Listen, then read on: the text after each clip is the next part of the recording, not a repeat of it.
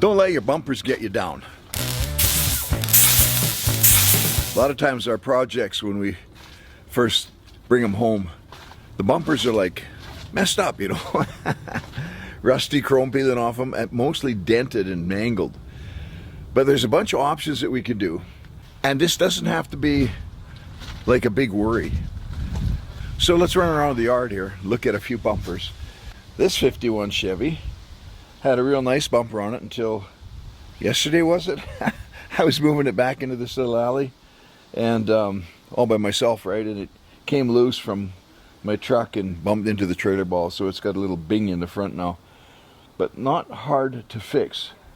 On the 42 Chev, the front bumper that I had was not in bad shape, but it needed to be re-chromed. And here's the deal. Is it going to be cheaper to re-chrome it or to buy a new bumper? And that always depends on the vehicle. The front of this one is obviously the same as a pickup, so I could just buy a pickup bumper. But the back, because it's a panel truck, the back bumper is, I don't know, well, I can't find them online. So I had the bumper for it, which is quite amazing, because it hadn't been on the truck for years. So I had this one re-chromed. So this is a precious bumper, and I'm always worried about it. I don't want somebody to run into it. I've broken the front one already. A lady did a U-turn right in front of me on an icy street in the middle of winter, and I plowed in the side of her minivan, and the bumper caught inside the back fender and broke it off. So I'm always a little concerned about this bumper because I don't think I'd ever find a replacement for it. But the other thing that you can always do is build something else on there instead of, you know, the original chrome bumper, like a work truck like this. You know, a couple of pieces of pipe or something, drill stem, something with some oomph to it. These old Chevy bumpers, they really wrap around. And, well, I don't know, I think a car looks a lot nicer with the bumpers on it. I've just cleaned this car up and organized it all and getting ready to sell it. And so I parked it out here on the street, hoping somebody will come by and say, hey, how much do you want for it? So this back bumper is straight, but the chrome is shot. And again, it's a nice wraparound bumper, and it's got the bumperettes on it, or whatever you call those things, that are vertical. But just a lot of the chrome is missing and peeling right off. Now the front bumper on this car is pretty shot. It's deeply pitted and chrome peeling off and so on, and it's not straight either. Now actually, well, the pitting is one thing that the chrome shop will tell you that they can't fix, but actually you could fix it, but they can straighten them. It's amazing what they can do. Yeah, with their, I don't know what they use, presses and hammers or whatever. But with this car, I have an extra front bumper inside there that is nice and straight. If somebody's like concerned about, well, you know, I need a straight bumper, well, there's a better one. It's actually in pretty good shape, nice and straight. The chrome is not peeling off it. It just needs to be cleaned up. You would need to re-chrome it though. I had everything re-chromed on this car, well, quite a few years ago, probably 20, 25 years ago. And the first time I took these bumpers into the chrome shop, they said, no, they're too pitted, they can't be redone.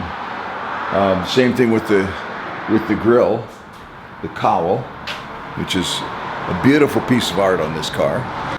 They said they didn't think they could grind the old chrome off and there'd be enough steel left. But it's still beautiful after 25 years. So what I did is I actually ground these bumpers down myself. First with just a grinding disc on an angle grinder, and then used a belt sander to go lengthwise on them to make sure that there wasn't any waves or ripples, and then took it down finer and finer sandpaper until it actually got to the point where all they had to do was chrome plate it. And they're not too thin. They turned out really nice. I mean, I had to spend a few hours on it, no doubt, but I ended up with my bumpers chromed. The pins in the ends of the bumpers, all four corners of the car, are stainless steel bolts that I just ground the heads round on to make them look like they belong.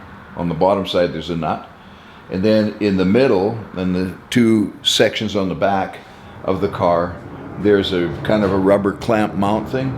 I just cut it out of cold rolled steel, you know, like 2-inch strap or whatever, and shaped it a bit, sanded it up, and had it chromed. Well, you know, back in the day, they told us that, yeah, the chrome platers, they would chrome plate something and then polish it.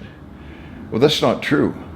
It's polished before it's chrome plated, because the chrome has to go into a completely smooth surface, something that's down to like what, 1,000 grit sandpaper or something like that. So even these brackets on these lights, I made them from scratch, just out of hunks of pipe and stuff that I had around, and sanded it down until it was, you know, really, really smooth, and took it and got it chrome plated.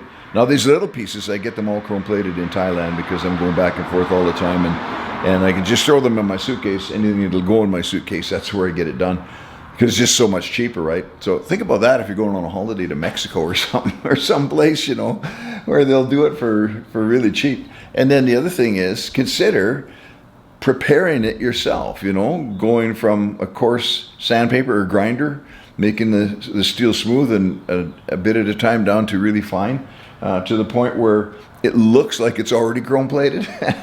It's so nice and smooth and shiny. And then you take it to the platers. Make sure you don't get any rust on it. I always wrap it with, you know, some kind of saran wrap type stuff or whatever to keep the air off of it. And then, yeah, they'll plate it up really nice. Now on this coupe that we just drug home, the back bumper is in really good shape. I would actually probably take it to the chrome plater, because there's one in the city here, and ask them what it's going to cost to re-chrome it. They really do a nice job, and I think it's probably nicer than the repo ones that you get.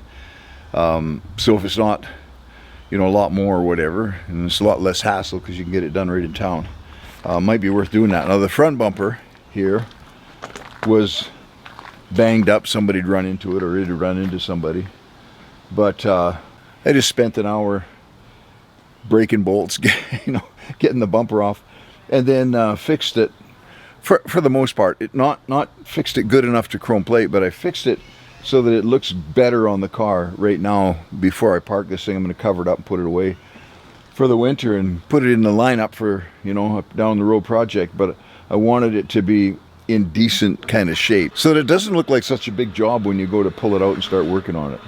We are going to get back onto Cherry Red this week, maybe tomorrow. Tomorrow's Monday, and got a bit of business to do in the morning, but in the afternoon I don't foresee any reason why I can't get to work on my car finally.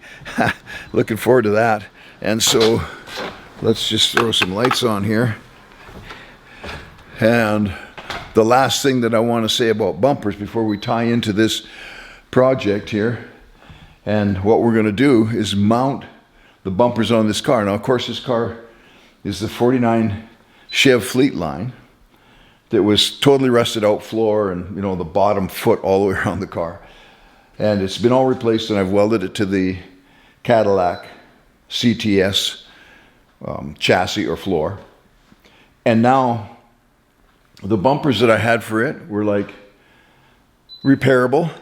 But what I did instead is just order new bumpers from Chevs of the 40s. And these come from Golden Star Classic Auto Parts somewhere. And they were, what, $435 US, I think, or something like that.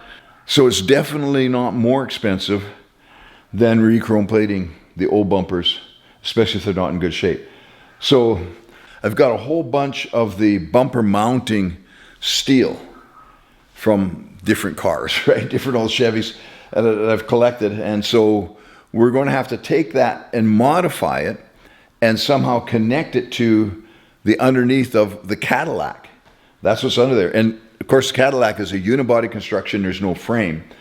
So we'll just have to find some points in the car that will kind of receive those bumper mounting steel brackets and have them come through the body, like at the back, the one piece comes out the side, each side of the car and so on, and bolts to the bumpers, so that they come out in the original format or placement, and the bumpers will bolt right on. Now, one thing about it is these bumpers are not going to be for bumping because the whole design of the steel that holds the bumpers, you know, there was kind of like spring steel, and it's designed so that it'll collapse or whatever. And we're not going to have any of that, both front and back. But we'll mount them on there so the bumpers are on the right place, or no, right in front of the splash pan on the front and the back, and that they look right for the 49 Chev. And it's going to be all about the looks. No bumping allowed.